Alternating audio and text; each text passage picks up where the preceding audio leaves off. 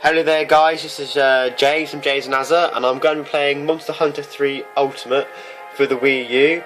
I'm going to do the dual blades because there wasn't a Monster Hunter Tri and they look very interesting, so I'm going to give it a go. I'm on easy because I thought I'd give myself a chance because I haven't played Monster Hunter Tri for a few months now, but it's a really good game and I'm really looking forward to this. Alright, let's go. Alright, I did play Monster Hunter Tri for literally over 1,000 hours with a few friends of mine. We really enjoyed it, and one of my friends is actually buying the Wii U purely for Monster Hunter because it is that good. So here we go. Dual Swords wasn't in Monster Hunter Tri, but they have been in previous ones. I believe in some of the PSP Monster Hunters. I've never actually played any of the PSP ones, but my friend has and says it's really good. But let's begin. The monster's in section 2, you can tell by the map. So let's go.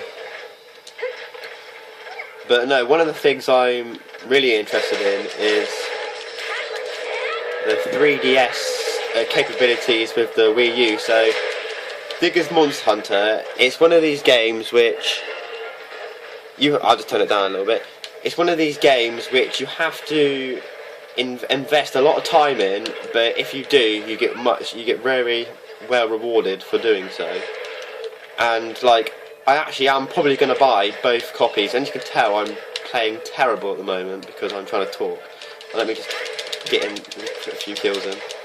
But yeah, like how you can use your save data across, which would be really handy because if I went around my friend's house and I wanted to play Monster Hunter, I'd have to bring my Wii round, we'd have to get the spare television out, and then it'd be such complicated. But now I can just put on my 3DS and I can go around here on his Wii U and we can all play together, which is a feature which I think is really good.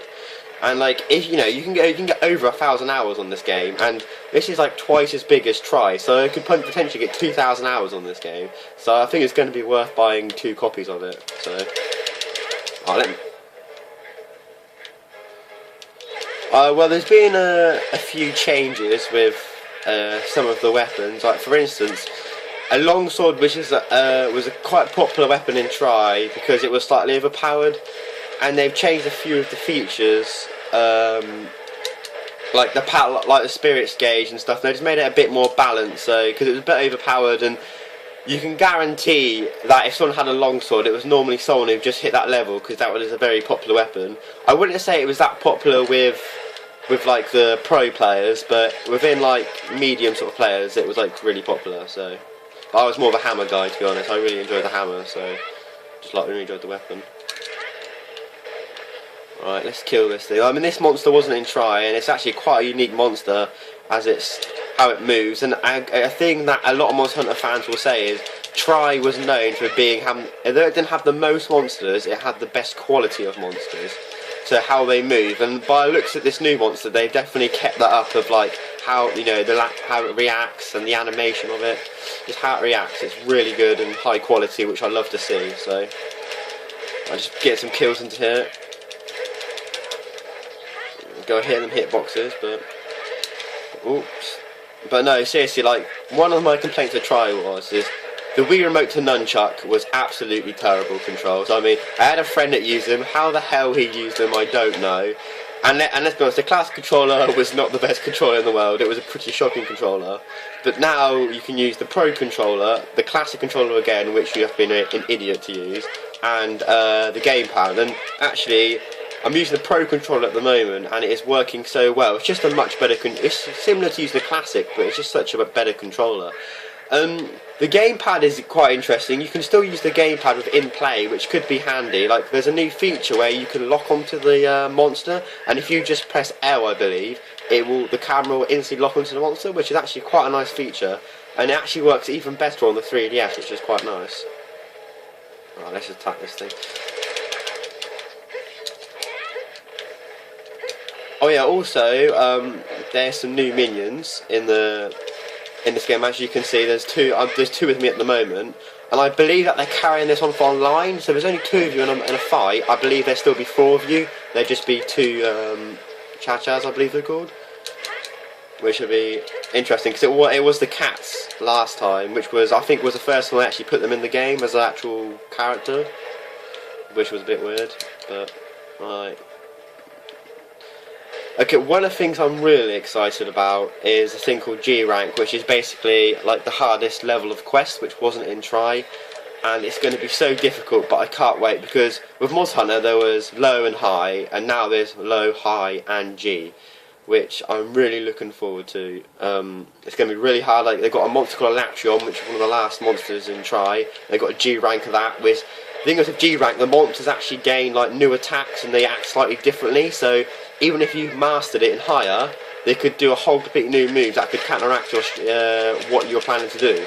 So it's almost like fighting a new monster. Not exactly like fighting a new monster, but you're definitely kept on your toes again. It's not just same old, which is interesting. Okay, another thing that some people might dislike, I personally like, because I never was a big bow gun user, is they've now took out some of the classes. It's now only light and heavy, and I think this is actually a good move because it makes it much more simpler, because it was extremely complicated because you'd have 3 different parts you'd have to make, and you could have low, medium, and it just made it a bit complicated. So I think having low and heavy is actually a really good move from Capcom, and I think that was a great move. Let's get some kills in there. Come on. I do apologise for my shocking performance, by the way. I mean, I'm doing okay. I mean, if you look at the video before, my friend Aaron was playing, and he's never played this before. So to be fair, he wasn't typically very good, but you have to give him a chance because it's, it's very skill based. But I'm playing terrible. But I'm trying to discuss all my points about Monster Hunter 3 Ultimate. Why trying to fight this monster, and I've only fought this thing once before, and now I've left the area like an idiot.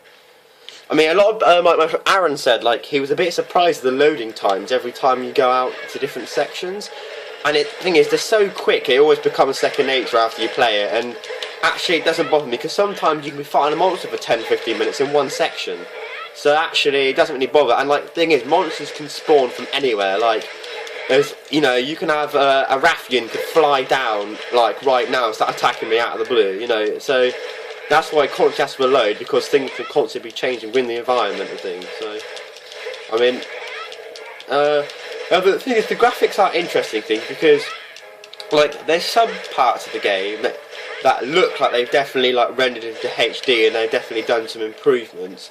At the same time, there's some things not. Like, the monster textures they look better than the Wii one, but not look like they've been built ground up like for the Wii U, which is a little bit of a shame. I mean, let's be honest, Try wasn't the best looking game. It was most about the gameplay. I mean, they definitely improved it. Like, the textures on the character definitely look much better, and the map.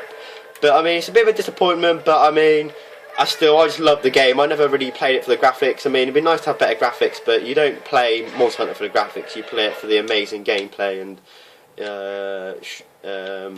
gameplay and sort of things like that. It's just such a good game. Okay, let's go. There he is. And like some things you can't do on the demo, you can when you kill the monster, which on here you can't do. You're supposed to actually like mine it basically. Like, you cut it apart, carve it up.